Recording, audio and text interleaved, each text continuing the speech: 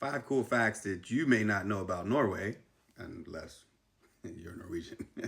The world's global seed vault is located in the archipelago of Spitsbergen, more specifically Svalbard, Longyearbyen, and it is right there. You see, there I am, right at the global seed vault. And what it is a backup for all the seeds in the world in case of like a global catastrophe, a zombie apocalypse, anything like that. That way they can go get the seeds and civilization can start anew.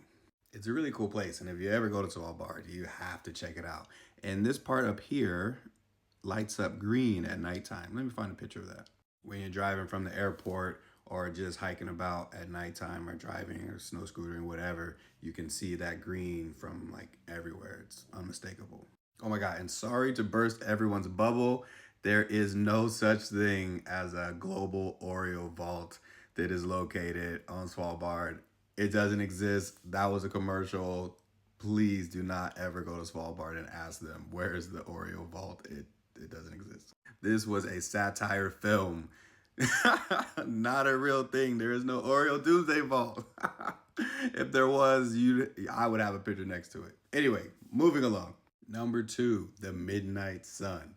So part of Norway is above the Arctic Circle, and all of that gets the midnight sun. So right here in this picture, it is 2 in the morning, and I am snow scootering. This is on Svalbard. You can see there is, whoops, there's Longyearbyen down there. So I'm outside of the village and it's snow scootering, and look at that, 2 in the morning. It is bright as hell. Here's a picture without me in it. So what that means is it's 24 hours of sunlight. The whole 24 hours every day for months at a time, the sun will be like right there. It is one of the coolest things I've ever experienced. It is also kind of weird because you never know like when to sleep. You know, you get off work, bartending, it's 3 in the morning. It looks like that. The counter to the midnight sun is the polar night. And so that is where it's 24 hours of darkness for months at a time during the winter. This is in Tromsø. You can see the Arctic Cathedral right there. I took this picture while hiking up to Fjellheisen, and this is like December. So December, 2 in the afternoon. Look at it.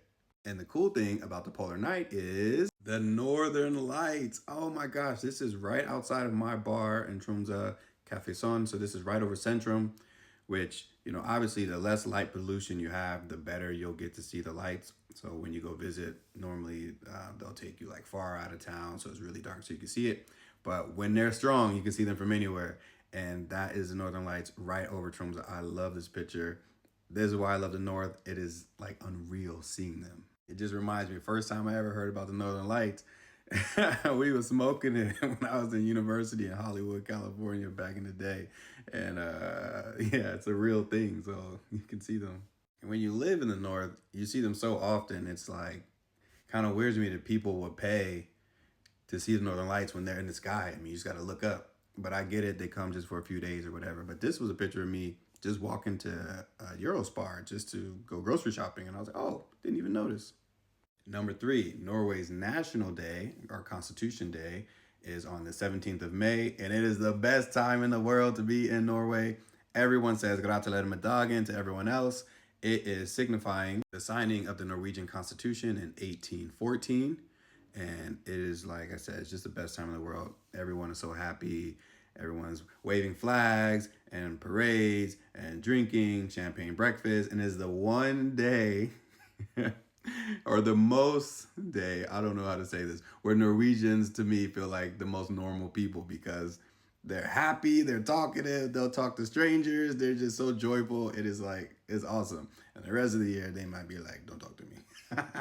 I have celebrated the 17th of May in Oslo, Tromsø, here with my people. See, just look how happy she is. That's Vita right there. She's amazing. These are all my colleagues from Cafe Son and Tromsø. They're really the best people. But look, everyone's so happy. It's such a great time. And also on Svalbard and Longyearbyen, he is wearing a man's bunad, and she is also wearing a bunad.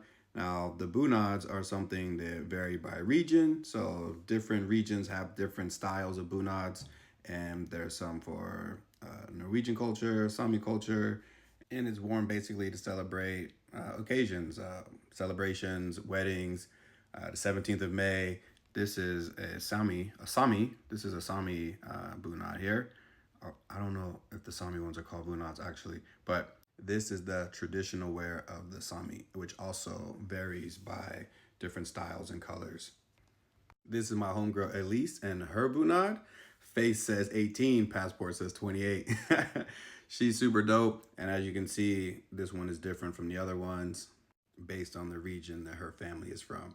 Now, Bunads are traditionally handmade and can run you anywhere from 30,000, 35,000, whatever kroner if you want to have them made for you. But a lot of times they get handed down from mother to daughter, from aunt to niece, from grandmother to granddaughter. It just kind of depends based on your family. And yes, Elise said that I could use this photo of her.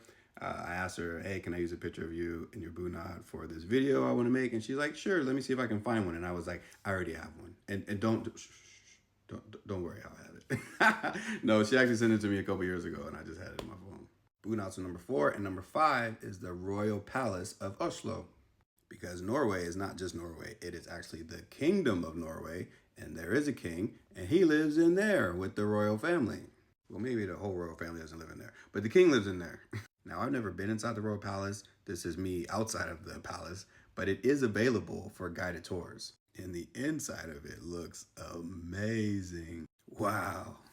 Next time I'm in Oslo, I'm definitely gonna check this out. And that was 5 cool facts that you might not have known about Norway, unless you're Norwegian.